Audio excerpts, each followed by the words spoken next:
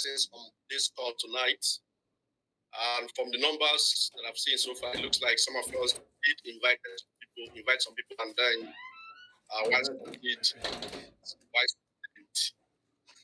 So, to the new members, I welcome you tonight. And I know you probably will be wondering what we've been discussing, because we just went into calculations, and made you confused a little bit. I said to you tonight, do not be confused. At the end of this meeting, you will go home well informed, well energized, and you should be able to make a right decision whether to come on board this opportunity or not. Disclaimer, I'm not the investment advisor. This is an opportunity that we have enjoyed, and we thought it wise to share this opportunity with you, the new member. Just listen, pay attention. I urge you to learn tonight. And I'm pretty sure that at the end of tonight's training, you're going to be blessed. Yes, you're going to be blessed. We are here to discuss blockchain technology, digital farming, and how you, as a new member, can leverage on this technology to earn yourself passive, or will I say massive passive income. This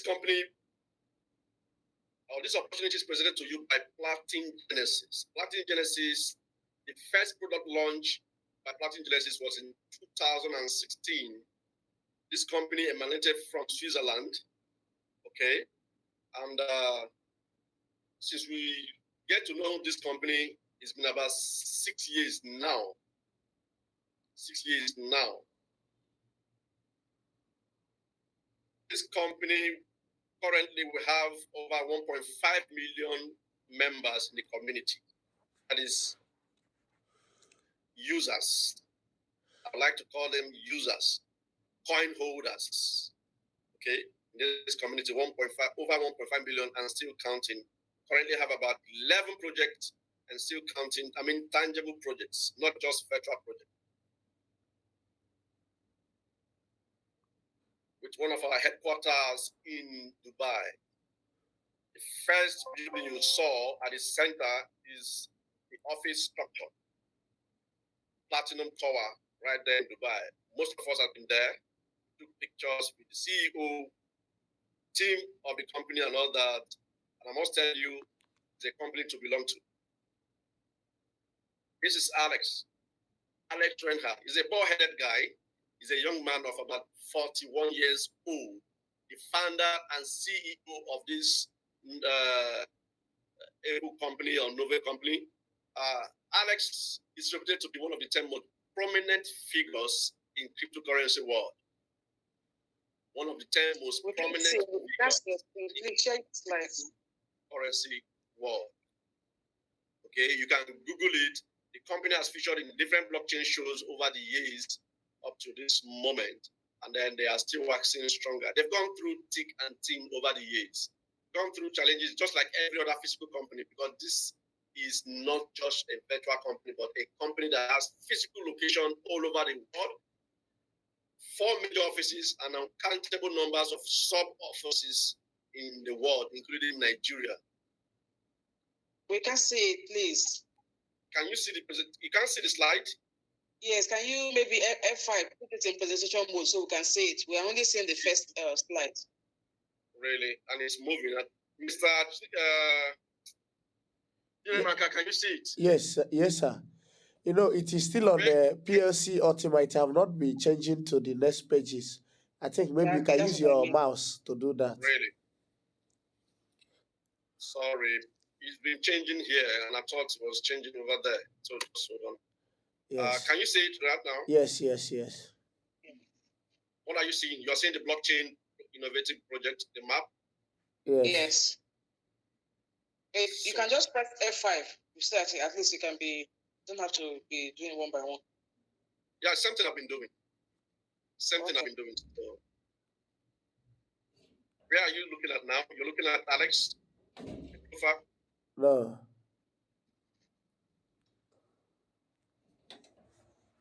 Okay, so let's just leave it this way. I believe you can see it this way right now. Yes. Okay, so doesn't matter. At least the information will be communicated accordingly. So let me just maximize it a little bit. Just put on good. Now, Alex is the founder of more than 10 projects in the IT and fintech industry. His total capitalization right now is over 300 million euros. Yes, it's not written here, but I know he's a mega billionaire in Africa. But he's not an African. His business is not emanating from Africa. Okay? He's a German by birth. Okay? Now, I want to ask you a question. Does your money work for you, or do you work for your money? Please answer that question on the chat.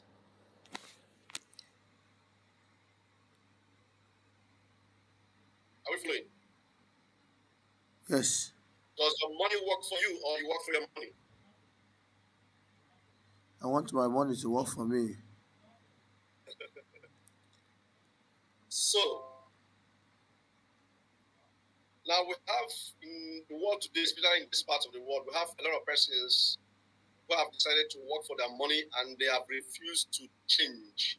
They have refused to adapt to new changes. Change, they say, is constant, but it's not for everyone. A lot of persons have decided to begin to live an everyday life in a circle where they work for a paycheck month in, month out, and you know, especially you that is in Africa, where you work for your money, the money that is pay you as a wage for working is barely enough. Sometimes before your salary is paid, you've already spent every dime that you have to receive. Some of us go to our friends to borrow money. Please borrow me 100,000. You know now. My salary is coming next week.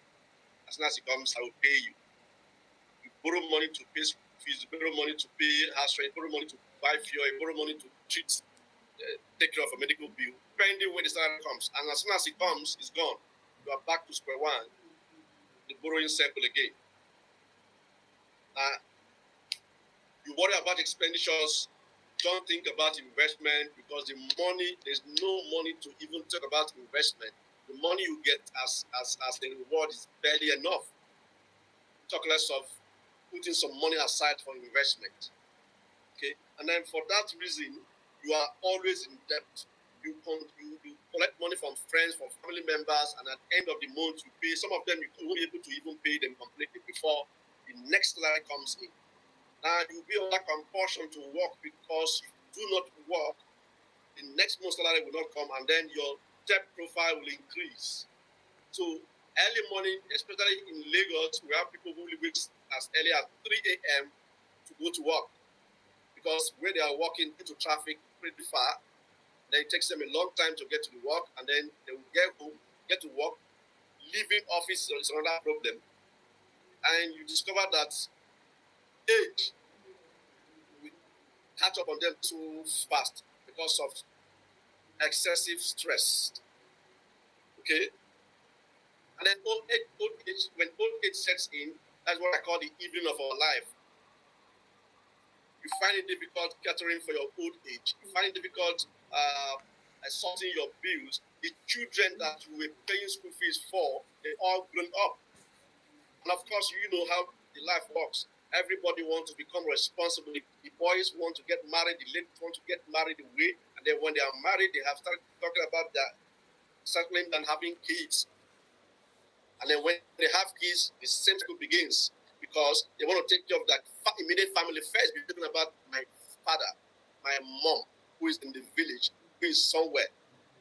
When you call them I've been around some people when their parents call them, you see their face, their countenance changes because they know that call is for money.